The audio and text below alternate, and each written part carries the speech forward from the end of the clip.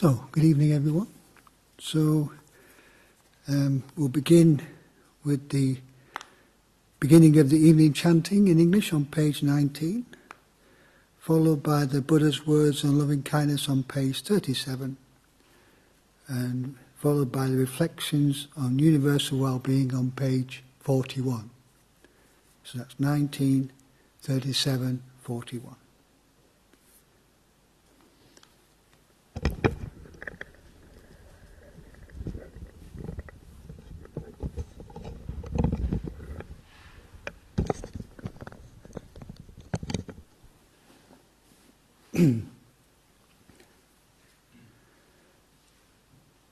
To the Blessed One, the Lord, who fully attained perfect enlightenment, to the teaching which he expounded so well, and to the Blessed One's disciples who have practiced well, to these the Buddha, the Dhamma and the Sangha, we render with offerings our rightful homage.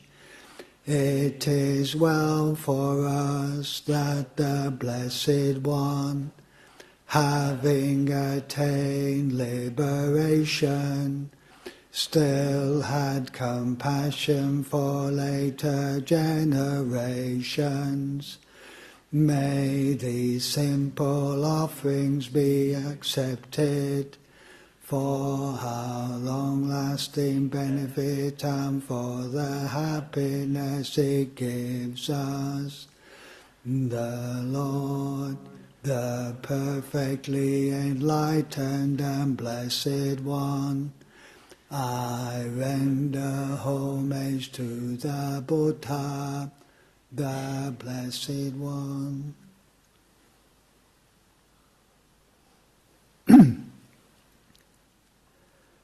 The teaching so completely explained by him, I bow to the Dhamma.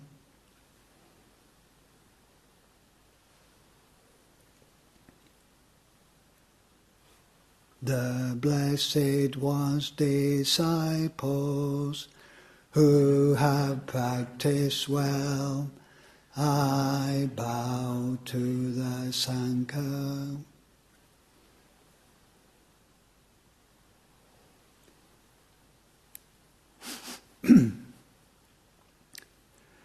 Now let us pay preliminary homage to the Buddha.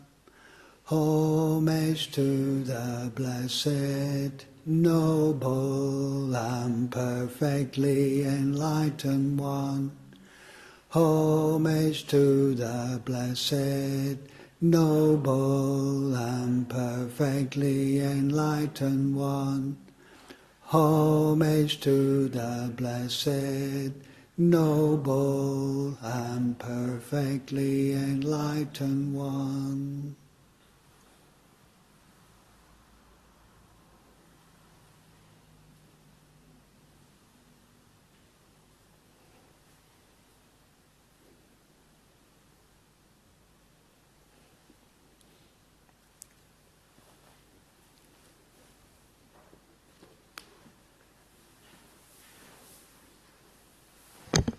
So, page 37.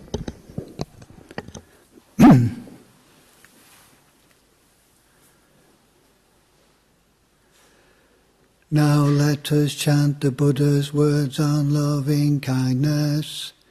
This is what should be done by one who is skilled in goodness and who knows the path of peace. Let them be able and upright, straightforward and gentle in speech, humble and not conceited, contented and easily satisfied, unburdened with duties, and frugal in their ways, peaceful and calm and wise and skillful, not proud and demanding in nature. Let them not do the slightest thing that the wise would later reprove, wishing in gladness and in safety. May all beings be at ease, whatever living beings there may be, whether they are weak or strong, omitting none, the great or the mighty, medium, short or small, the seen and the unseen, those living near and far away, those born and to be born. May all beings be at ease. Let none deceive another, or despise any being in any state. Let none through anger or ill will wish harm upon another, even as a mother protects with her life her child, her only child, so with a boundless heart should one cherish all living beings, radiating kindness over the entire world, spreading upwards to the sky and downward to the depths, outwards and unbounded, freed from hatred and ill will, whether standing or walking, seated or lying down, free from drowsiness. One should sustain this recollection. This is said to be the sublime abiding, by not holding to fixed views, the pure-hearted one, having clarity of vision, being freed from all sense desires, is not born again into this world. Page 41. Now let us chant the reflection on universal well-being. May I abide in well-being, in freedom from affliction, in freedom from hostility, in freedom from ill will, in freedom from anxiety, and may I maintain well-being in myself. May everyone abide in well-being, in freedom from hostility, in freedom from ill will, in freedom from anxiety, and may I maintain well-being in themselves. May all beings be released from all suffering, and may they not be parted from the good fortune they have attained. When they act upon intention, all beings are the owners of their action, and inherit its results. The future is born from such action, companion to such action, and its results will be the home. All actions with intention, be they skillful or harmful, of such acts they will be the heirs.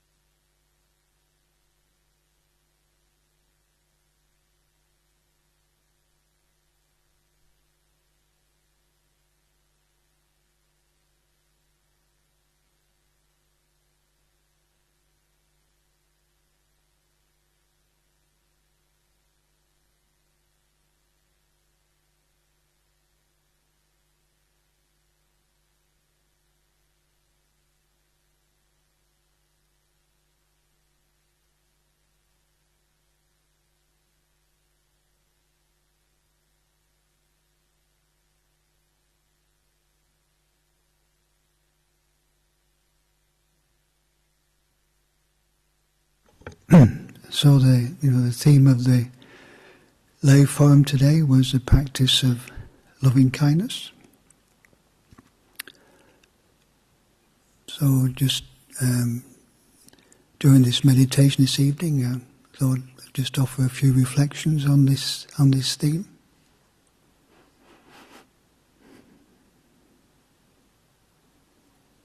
So beginning with the Buddha's words on loving kindness and the reflections on universal well-being. So it's good to note that in the reflections on universal well-being, it begins with oneself. May I abide in well-being.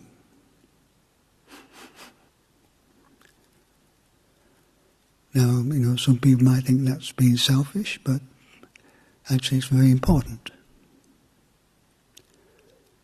And it reminds me of, when one flies in an aeroplane, they ask you to put your own mask on even before you put the children's mask on. That by looking after oneself first, then one's then able to look after others. That if one cultivates a quality of internal kindness to oneself, then that'll naturally spill out into the people around us.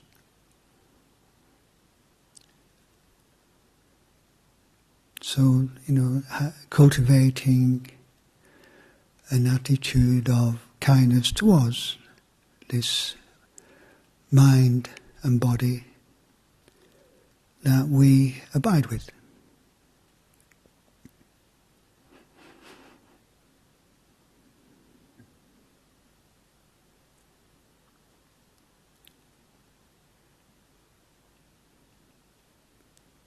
So just beginning with the physical body, establishing an upright posture, for alertness, but not tensed up. So upright but relaxed.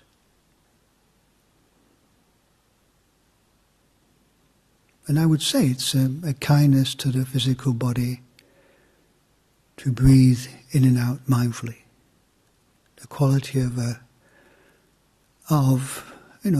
kind attention to the physical body as we mindfully breathe in and breathe out has benefits. And, maybe one way of doing this, sometimes we practice like mindfulness of breathing, focusing at the tip of the nose, but sometimes just to expand and broaden that awareness as we breathe in and out. So the breath, coming in through the nose, the sense of it going down the throat, into expanding the chest. Maybe we feel the abdomen rise, really just feeling the breath coming in, filling the whole body. And, the breath is a precious thing. Without it we wouldn't live. So just feeling the goodness of the breath, filling the whole body, giving us life, giving us vitality.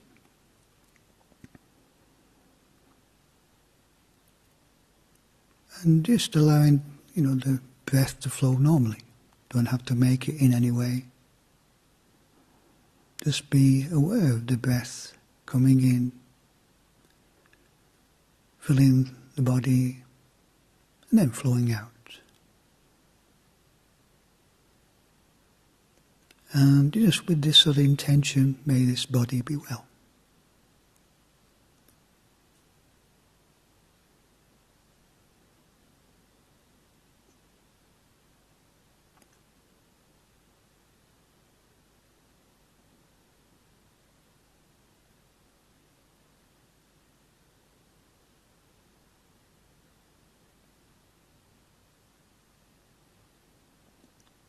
Actually, can we experience the breath throughout the body?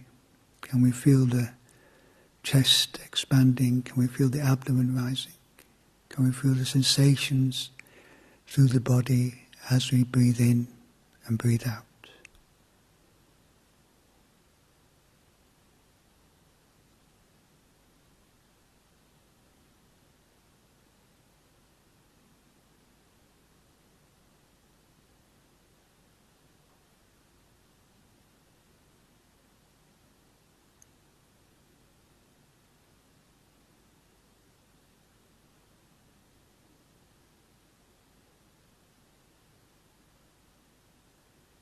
We can like sweep down with the in-breath from the crown of the head down to the buttocks, touching the cushion or the chair.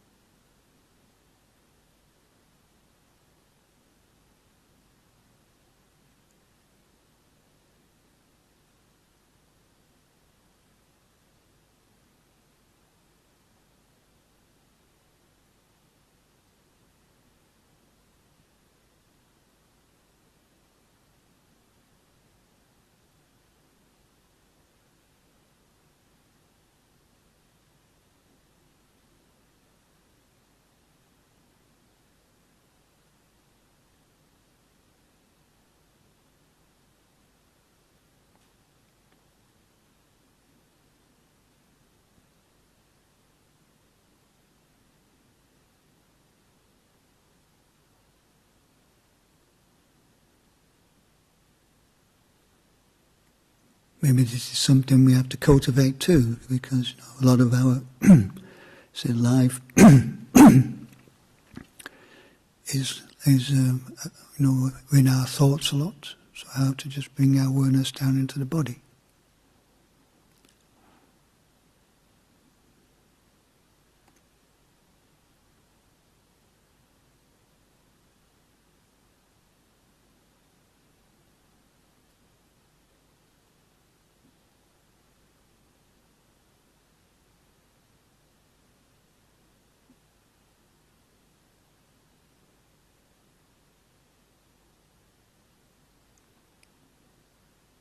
noticing, the different sensations in the body, especially around the sort of head and throat, heart, abdomen. Often these energies can relate to the mind. So this is like also cultivating, as a somatic intelligence.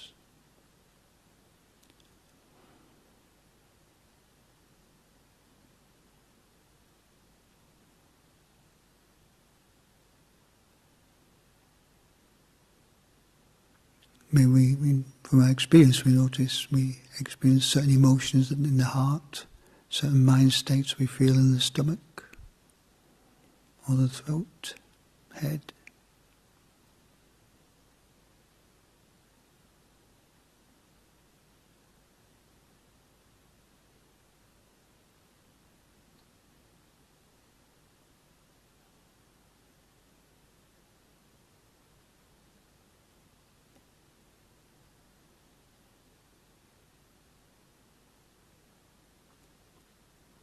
The sense if we feel any tension, just breathing through it.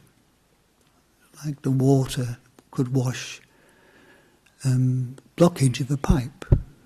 Just allow the breath to flow through.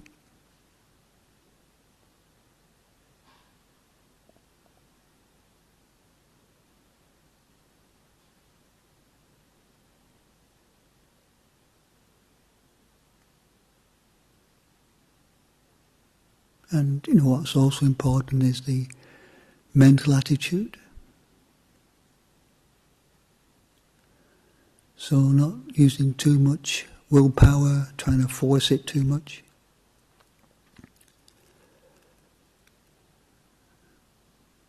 Trying to force the mind too much on one point, sometimes we get a headache.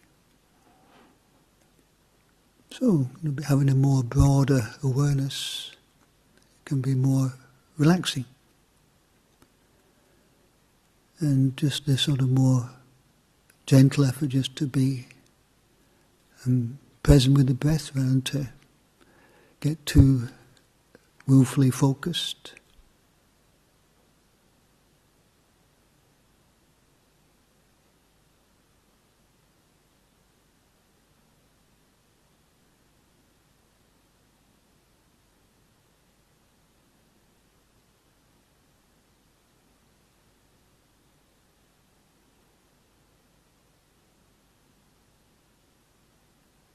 And the attitude of kindness is to be more accepting of the experience of the present moment.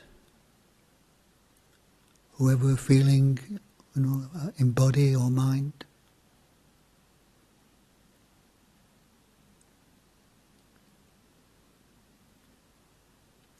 And accept it with this intention, may I abide in well-being.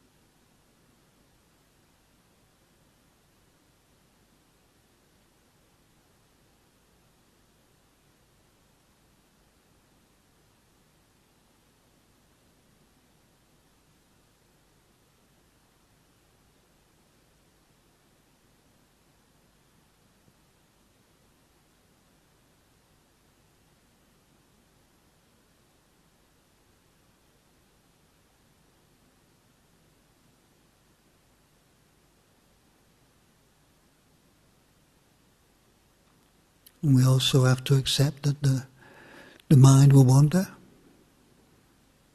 thinking about this and that, and just, when we notice the mind's wandered, bring it back to the breath.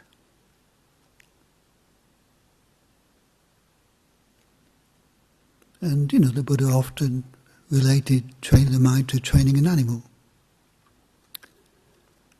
And, the animal is not going to be still, but what is helpful is to knock a stake into the ground and tie the animal to the stake, and then gradually it will settle down. So in this analogy, the stake is the body, the rope is mindfulness, and the animal is the mind that jumps around.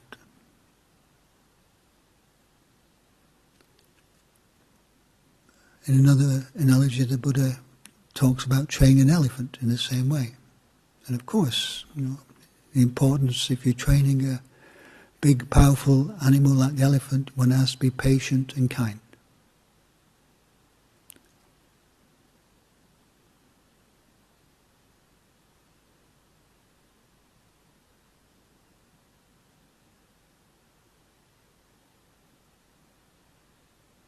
Not forceful, not aggressive, not willful.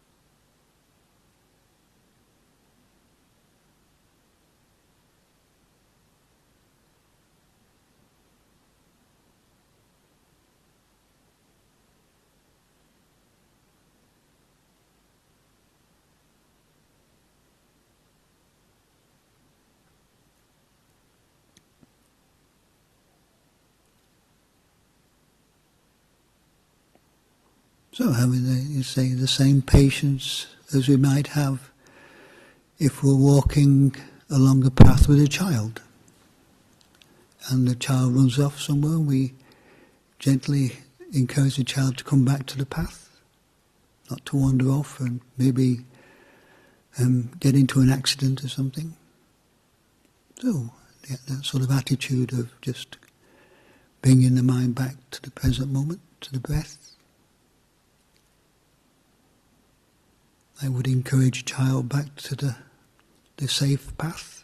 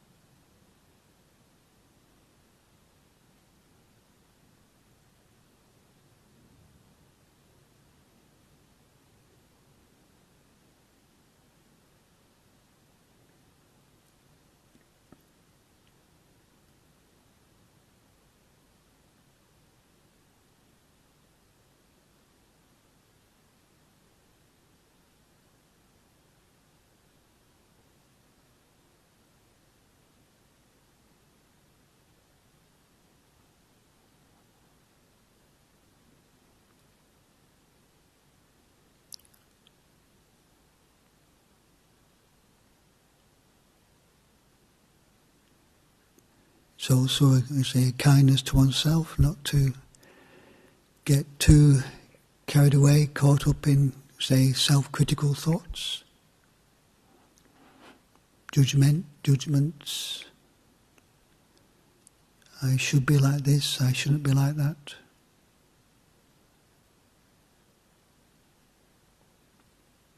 I shouldn't have reacted like that today with that person.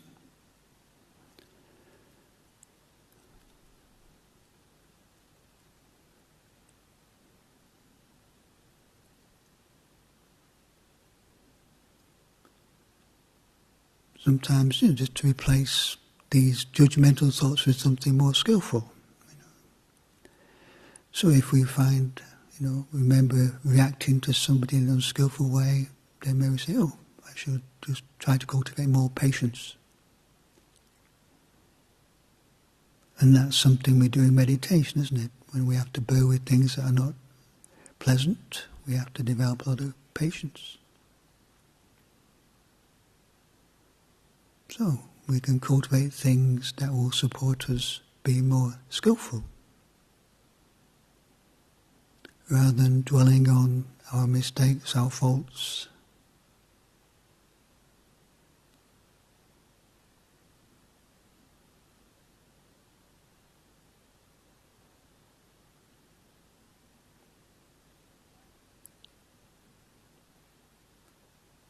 If we tend to get righteously indignant, looking at our relationship to our thoughts, to our ideals, and also in meditation, just being aware of the thoughts, opinions, ideas, and our relationship to them. So, like the Metta Sutta says about not holding to fixed views.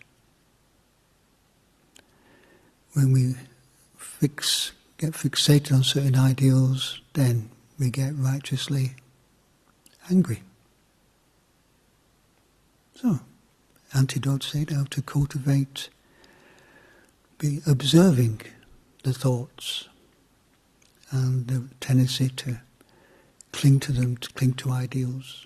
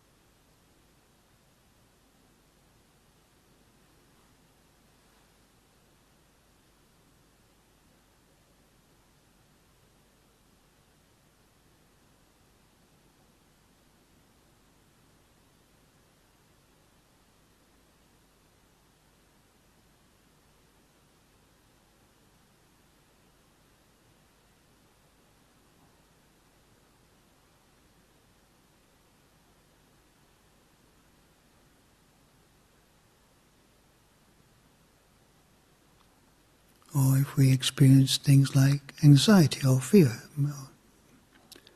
I shouldn't be so anxious, I shouldn't be so fearful, I'm a fearful person, I'm an anxious person.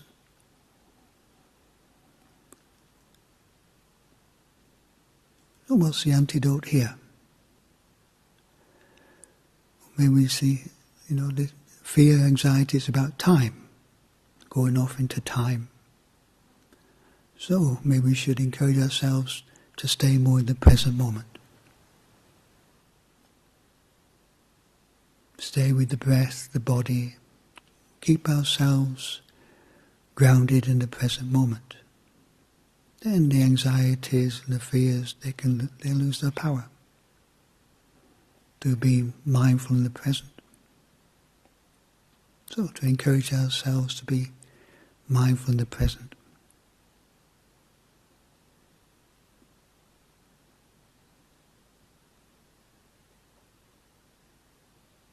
To go beyond fear and anxiety.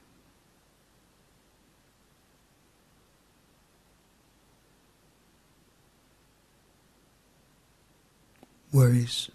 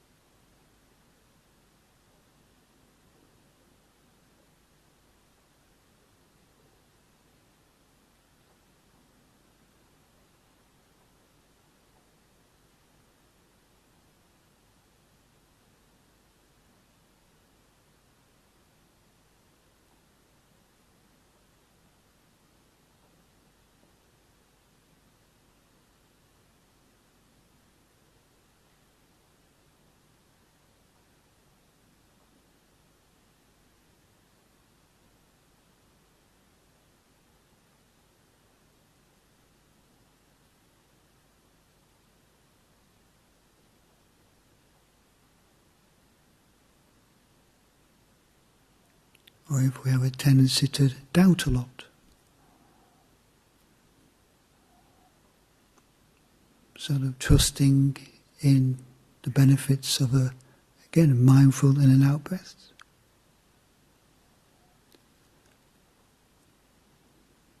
Rather than get into the, say, complicated thinking or trying to figure it all out.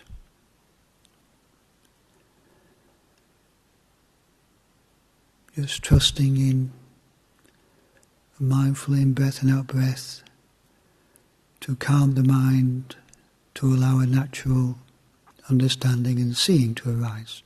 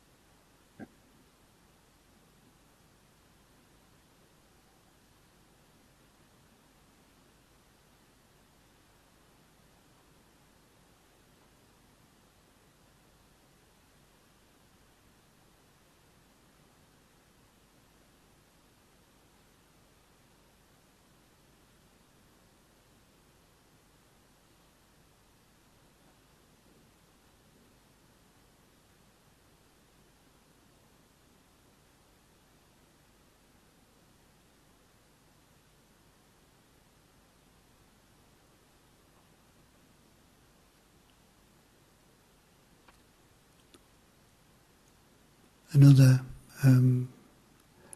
act of kindness to ourselves would be to not get caught into the tendency to compare ourselves with others. Oh, that person's like this, but I'm like that. That person has such good meditation, but my meditation is all over the place.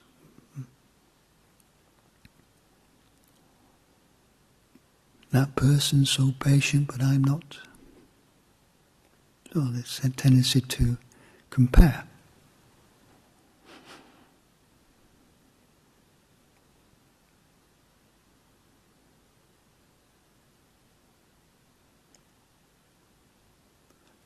But actually in this present moment, really there's nothing we have to be.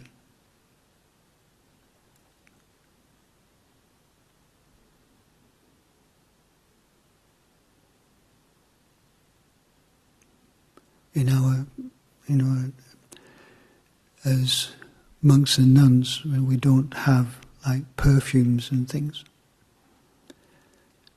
And we used to get offered this, what is called simple soap.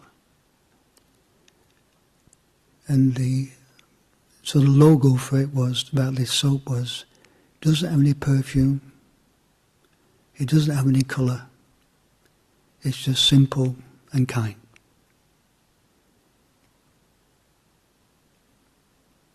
So nothing we have to be. Don't have to be special or have special experiences. No colour, no perfume, just simple in and out breath. Don't have to have fantastic visions or fantastic experiences.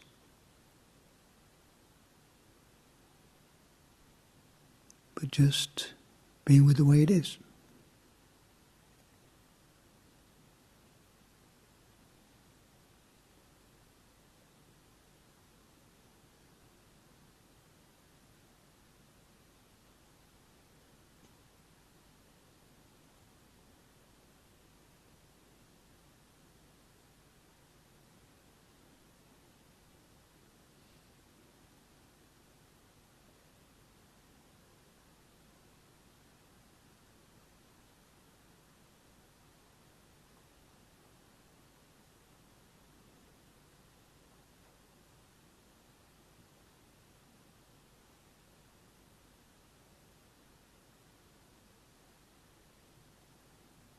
Not having to be anyone special, not having to compare ourselves with others. Simple, kind.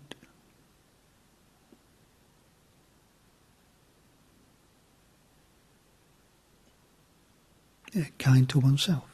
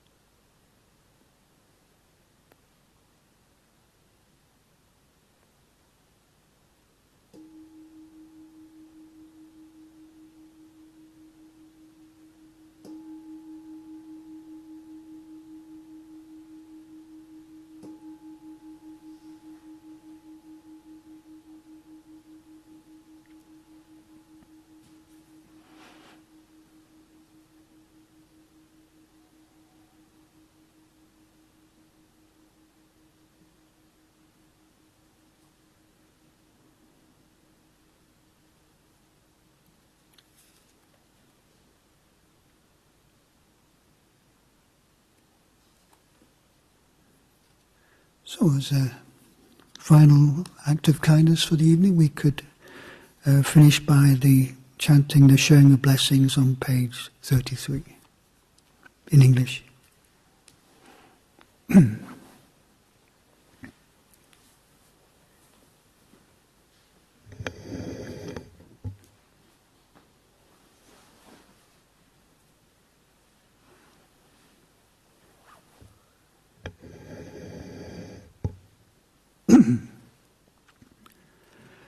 Now let us chant the verses of sharing and aspiration through the goodness that arises from my practice.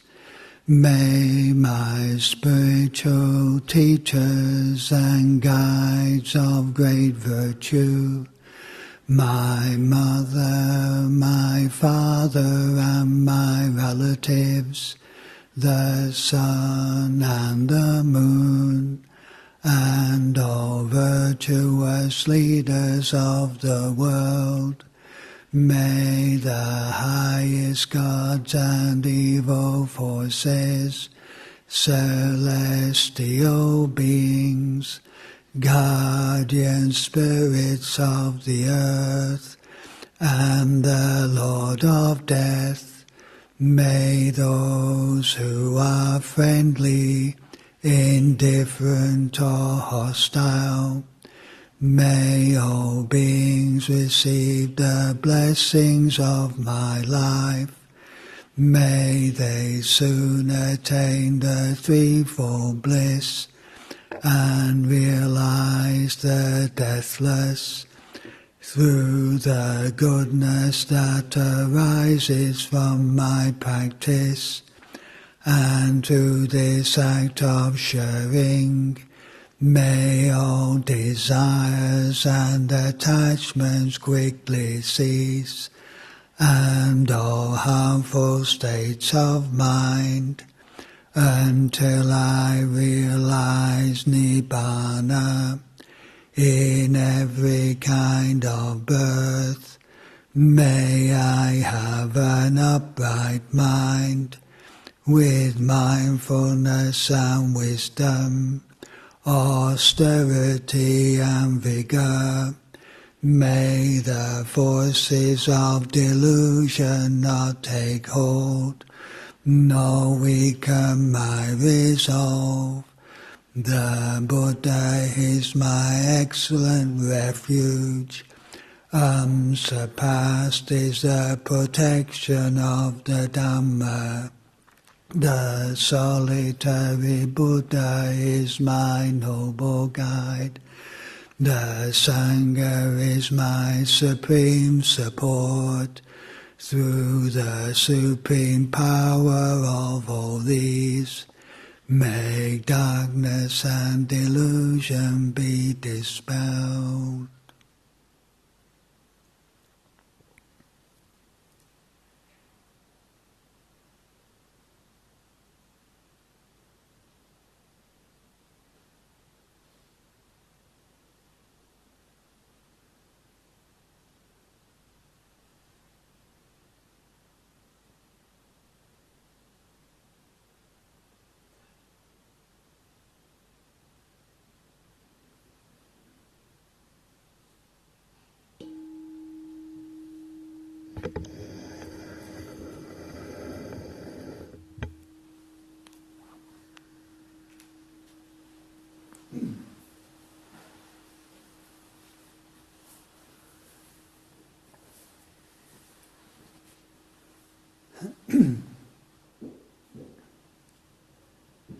The Lord, the perfectly enlightened and blessed One, I render homage to the Buddha, the Blessed One.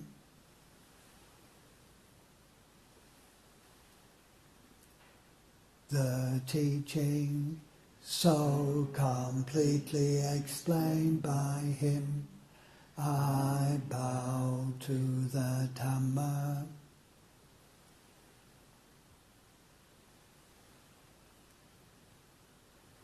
the Blessed One's disciples, who have practiced well, I bow to the Sangha.